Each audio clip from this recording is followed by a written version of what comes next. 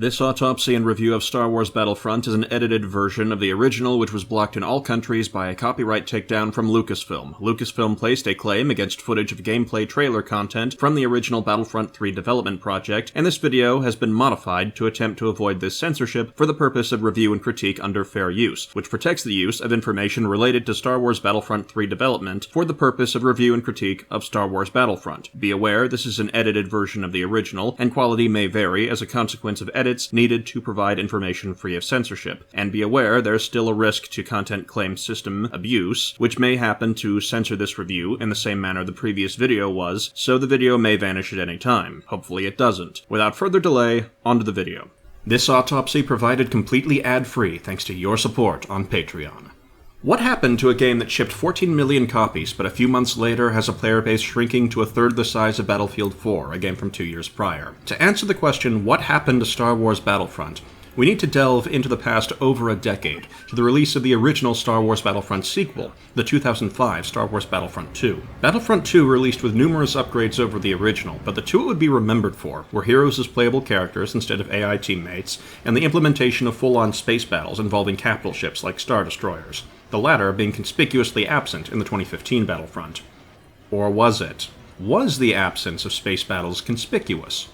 Space battles were what Battlefront 2 was remembered for, but not everyone remembered a game released a decade ago. When I first began researching articles to create this video, I found glowing reviews praising how the 2015 Battlefront offered a great Star Wars experience, but I couldn't find a single favorable review that compared it to the previous Battlefront game. Most reviews I found seemed to treat Battlefront as a new IP, as if previous games didn't exist. Issues that were improved or fixed in Battlefront 2, but worsened in the 2015 Battlefront, seem to have been given largely a pass from criticism, as if 10 years passing justified a decline in technology and capability with a smaller hero roster that was more poorly balanced, for example. Battlefront 2 wasn't a blameless game. With terrible AI and so many turrets and capital ships, you'd only have one or two fighters around if people actually used them, as well as the strength of few heroes' charge attacks. The game had flaws, but all games do. Heroes in Battlefront 2 were not invincible. This, in addition to the absence of space battles and boardable capital ships, contrasts sharply with a poor hero balance, more limited hero selection, and non-existent space battles of the 2015 release for those that are still aware of what to contrast it against. With the emergence of space battles in 2005, complete with capital ships to board and fight on and do bombing runs against, a precedent was set for expanding what Combined Arms FPS was at the time. This was answered by the Battlefield series the following year with the release of Battlefield 2142, which included Titan mode, a mode where each team had a giant flying aircraft carrier called a Titan,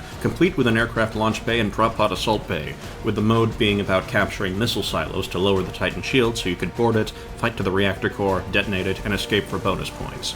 With a precedent set for Combined Arms battles, including giant flying aircraft carriers, development between 2006 to 2008 began on what was to be the next game in the Battlefront series, Star Wars Battlefront 3.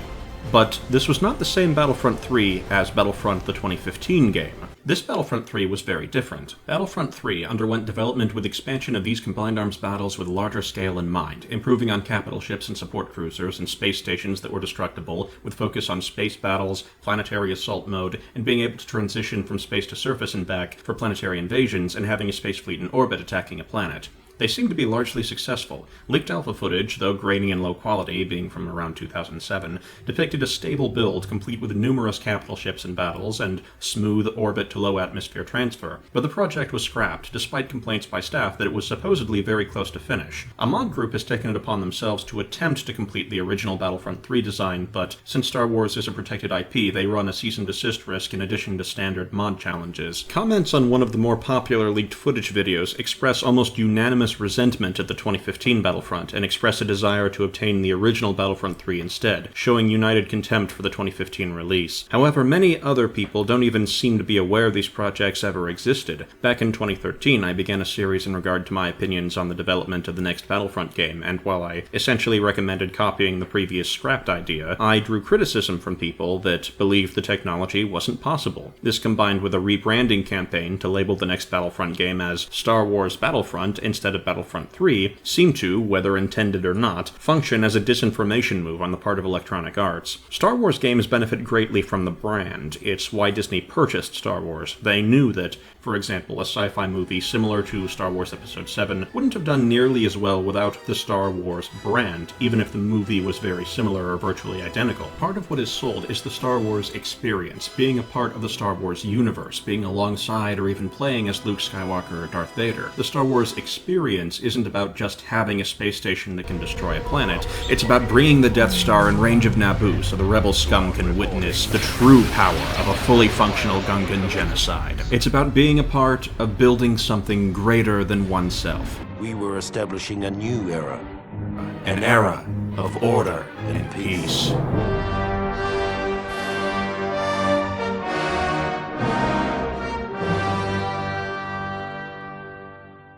There's financial value in the Star Wars experience, but the Star Wars brand has signatures that define something as a Star Wars experience.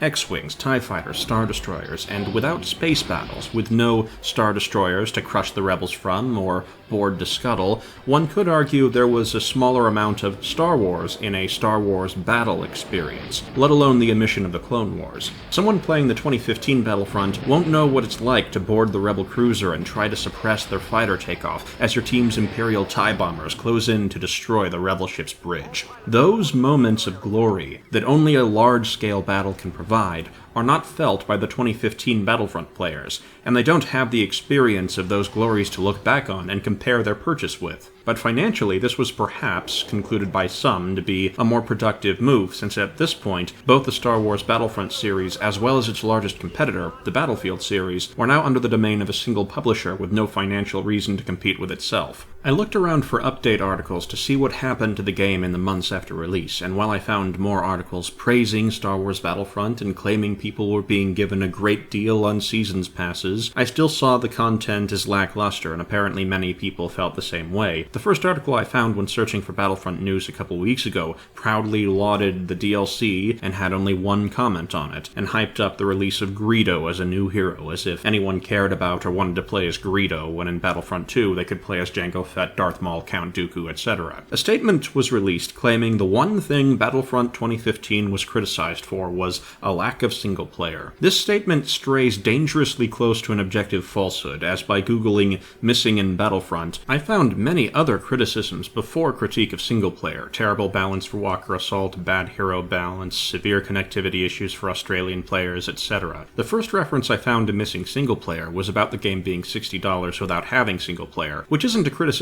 of the single player not being present, it's criticism about value proposition. Many people felt that since the game launched with severe mode and balance problems, situational operation problems, no space battles, no planetary assault mode, no Clone Wars, no single player, among many other issues, that it wasn't worth a full $60 retail value, plus Seasons Pass and DLC, none of which, at the time of my recording, reference fixing said content shortcomings. That said, some of the content of said future DLC is as of yet unannounced, and may potentially address these shortcomings. However, this raises its own problem. For someone who hasn't purchased it yet, or is burned out on the game and now in a position where they'd look back on it in a 5 to 8 month time period once the DLC is out and bugs are hopefully fixed, the game will not only be competing with Battlefield 4 at that point, but in the 5 to 8 month time frame, Battlefront 2015 will also be competing with Battlefield 1, Call of Duty Infinite, Titanfall 2 will have its hero v villain mode further devalued by continued release of hero shooters, and also compete with people that may get the idea to buy Battlefront 2 on a sale on Steam for $3 and download a free Game Ranger client to gain some limited access to its multiplayer, which is where I obtained the Battlefront 2 multiplayer footage you're seeing in the background right now. In short, the question of what happened to Star Wars Battlefront seems to be that it had a promising project which was abandoned near completion, or at least claimed to be near completion. And by the time that could be addressed, it was already working with its former major competitor in the Combined Arms FPS space, and had no financial reason to make a third game in the series, especially considering the passage of time allowing for a rebranding campaign to distance itself from comparison to the previous game. Whether that was an act of malice or negligence is a topic of much debate, but the end result is the same. Few people now play Star Wars Battlefront, and fewer will be interested in returning to it when all its DLC comes out.